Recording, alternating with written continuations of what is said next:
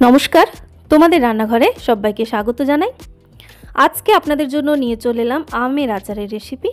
অবশ্যই কাঁচা আম। তো কাঁচা আমের মিষ্টি আচার তেল ছাড়াই তৈরি, অথচ ভীষণ টেস্টি হয়। কিভাবে তৈরি করলে সারা বছর ধরে আপনি এটা খেতেও পারবেন এবং সেই সঙ্গে এটা ভাত, রুটি, পরোটা সব কিছুর সঙ্গে কিন্তু খাওয়াও যাবে। তো চলুন শুরু করি আজকের রেসিপি। এর জন্য লাগছে আম। এখানে আমি 1 কেজি মতো কাঁচা আম নিয়েছি। আমটা বাজার থেকে কেনা, একটা দিন থেকে যাওয়ার কারণে এটা একটু হলদে ভাব এসে গেছে। তো আমটাকে কিন্তু পরিষ্কার করে ধুয়ে নিয়েছি প্রথমে, কাটার পরে আর ধোয়া যাবে না। তো ধুয়ে নেওয়ার পরে আমি মুছে তারপর খোসাটা কাটছি। জল যতটা সম্ভব কম থাকে দেখবেন।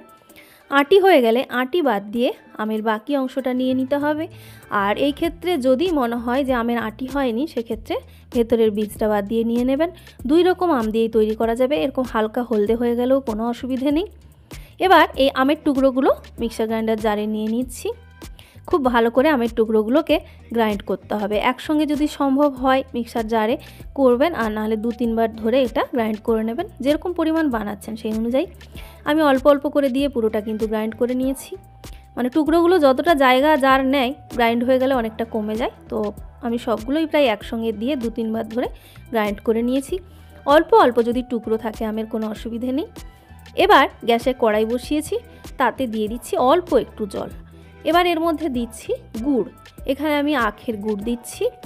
গুড়টা একটু জাল দেওয়ার পরেই কিন্তু নরম হয়ে গলতে শুরু করবে। আর গুড়ের পরিমাণ আম কতটা টক বা আপনি কতটা মিষ্টি পছন্দ করেন সেই অনুযায়ী কম বেশি হবে। আমি এখানে প্রায় 500 গ্রাম মতো প্রথমে গুড়টা দিয়েছি এবং এখন দিয়ে দিচ্ছি নুন। নুন প্রথমে 1.5 চা চামচ মতো এখানে নুন দিয়ে দিলাম। টক অনুযায়ী নুন মিষ্টি দুটোই কিন্তু চেঞ্জ হবে পরিমাণটা, বা আপনি কীরকম পছন্দ করছেন সেই অনুযায়ী।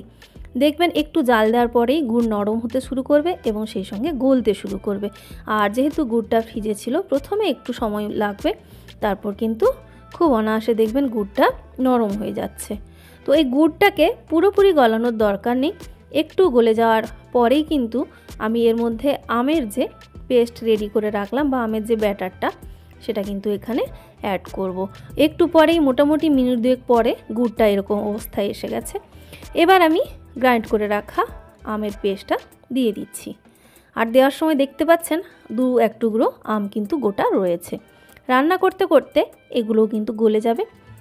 এবারে এই গুড়ের সঙ্গে আমের পেস্টটাকে বেশ কিছুক্ষণ কিন্তু রান্না করতে হবে, যতক্ষণ না কালার পুরো চেঞ্জ হচ্ছে এবং সেই সঙ্গে আম একেবারে ট্রান্সপারেন্ট না হয়ে যাচ্ছে।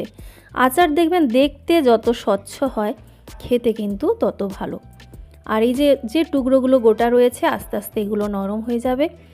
আর গুড়ের কথাটা আপনাদের বলি, প্রথমে যে পরিমাণ গুড় দিয়েছি দেখলেন, তো পরে আরও ঠিক তার সমান পরিমাণ গুড় কিন্তু এখানে অ্যাড করেছি। পুরোটা এখনও গলেনি গুড়টা। আর এখানে কালারটা ভালো আনার জন্য আমি প্রায় 1 চা চামচ কাশ্মীরি লাল লঙ্কার গুঁড়ো অ্যাড করলাম। এটা অপশনাল, তবে এটা দিলে কালারটা কিন্তু আরও বেশি ভালো হয়, সেই কারণেই দিলাম। আর যেটা বলছিলাম আপনাদের, গুড় আরও প্রায় 500 গ্রাম, মানে 1 কেজি আমে প্রায় 1 কেজি গুড় আমি দিয়েছি। এই আচারটা মিষ্টি মিষ্টি হলে প্রথমত খুব বেশি দিন রাখা যায়, আর দ্বিতীয়ত খেতেও কিন্তু ভালো লাগে। তো আম যদি টক বেশি হয়, সেক্ষেত্রে বেশি পরিমাণে মিষ্টি দিতে হবে, আর যদি টক কম হয় মিষ্টির পরিমাণ কমে যাবে। তো সেটা আপনাকে দেখে মানে বুঝে শুনে দিয়ে দিতে হবে। এবারে দেখুন একটা ভাজা মশলা অ্যাড করছি গুড়টা পুরোপুরি গলে যাওয়ার পরে। আর এই মশলাটা আমি এখানে ঠিক কি দিয়েছি সেটা আপনাদের অবশ্যই দেখাচ্ছি। তার আগে একটু নাড়াচাড়া করে নিচ্ছি, যাতে নিচে কোনোভাবেই গুড়টা লেগে না যায়। তো এখানে পুরো রান্নাটা কিন্তু লো মিডিয়াম ফ্লেমে রেখে করবেন, নাহলে নিচে গুড় লেগে গেলে পুড়ে যাবে। এবার দেখুন যে মশলাটা কি দিচ্ছি। 1 চা চামচ 5 ফোড়ন, 1 চা চামচ মৌরি। মশলাটা অলরেডি আমি রেডি করে রেখেছিলাম, আপনাদের একটু দেখিয়ে দিচ্ছি। এখানে 1 চা চামচের কাছাকাছি গোটা জিরে, 1 চা চামচের কাছাকাছি গোটা ধনে, আর 3-4টে এলাচ দিচ্ছি। 1 কেজি আমের জন্য স্বাদ মতো শুকনো লঙ্কা দিয়ে দেবেন এবং গোলমরিচটা মোটামুটি 1 চা চামচ প্রায় ভর্তি করে দিলাম। ঝাল পছন্দ করলে একটু বাড়াবেন। 2টো ছোট ছোট দারচিনি স্টিক দিলাম। এবার এটাকে 1.5-2 মিনিট আমি ভেজে নিয়েছিলাম।